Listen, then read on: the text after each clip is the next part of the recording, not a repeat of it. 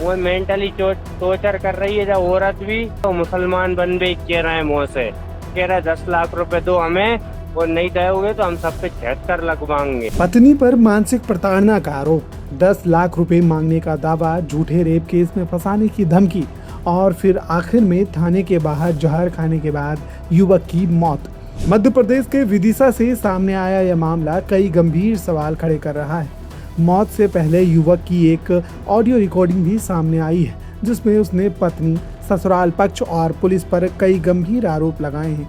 हालांकि इन आरोपों की अभी आधिकारिक पुष्टि नहीं हुई है और पुलिस पूरे मामले की जांच कर रही है।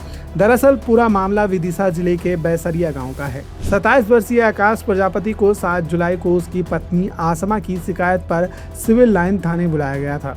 पत्नी ने भरण पोषण की राशि नहीं मिलने की शिकायत की थी। थाने में दोनों पक्षों के बीच बातचीत हुई। इसके बाद आकाश थाना परिसर से बाहर आए और जहरीला पदार्थ खा लिया। उन्हें जिला अस्पताल में भर्ती कराया गया, जहां इलाज के दौरान 9 जुलाई को उनकी मौत हो गई। उनकी रिकॉर्डिंग में वो उसने जो रख रखी थी लेडीज को, उसकी वजह से खाया उसने। वो दबाव डाल दी थी। उसकी रिकॉर्डिंग में निकला है कि मुझे पैसे दे, 10 लाख रुपए की डिमांड कर रही थी। 1-2 बार उसे जेल भी भेजा दिया। वो परेशान था ज़्यादा, ये कारण।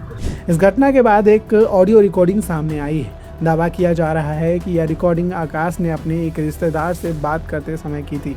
ऑडियो में वह पत्नी पर मानसिक प्रताड़ना करने, 10 लाख रुपए और मकान अपने नाम करने की मांग करने, झूठे रेप केस में फंसाने की धमकी देने और धन परिवर्तन के लिए दबाव बनाने जैसे गंभीर आरोप लगा रहे हैं। वो मेंटली टॉर्चर कर रही है। जब औरत भी और पुलिस वाले भी मुझे कुछ समझ नहीं रहे।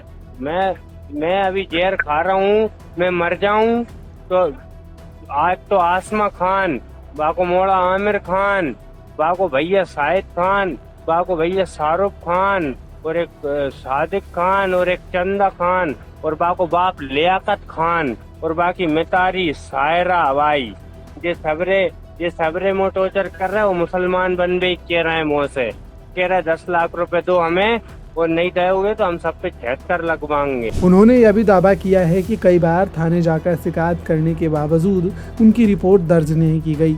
हालांकि इन सभी दावों की पुष्टि फिलहाल नहीं हुई है। वहीं आकाश के पिता जगदीश प्रजापति ने भी बहू पर गंभीर आरोप लगाए हैं। उनका कहना है कि शादी के बाद से ही वह लगातार पैसों की मांग करती थी। परिवार पर आर्थिक दबाव इतना बढ़ गया कि ट्रक और मकान तक बेचना पड़ गया। उसने एक मुसलमान लड़की से शादी कर ली थी, कोर्ट में रिश्ता, और उसने जगह हड़पने के पीछे कि मेरे नाम पे करवाओ, वो नाम पे नहीं करवाई थी, तो कई बार उसे थाने में बंद करवा दिया उसने। और जिसके बाद में आखिरी मैटर ये हुआ, उसकी एक गाड़ी उसके पास रखी, मकान बिकवा दिया, और दूसरी बात उसकी हत्या ले ली। उसकी रिकॉर्डिंग मेरे पास है अभी हाल। उधर सिविल लाइन थाना प्रभारी राजपाल सिंह जादौन का कहना है कि पुलिस को अभी तक वह कथित कॉल रिकॉर्डिंग आधिकारिक रूप से नहीं मिली है।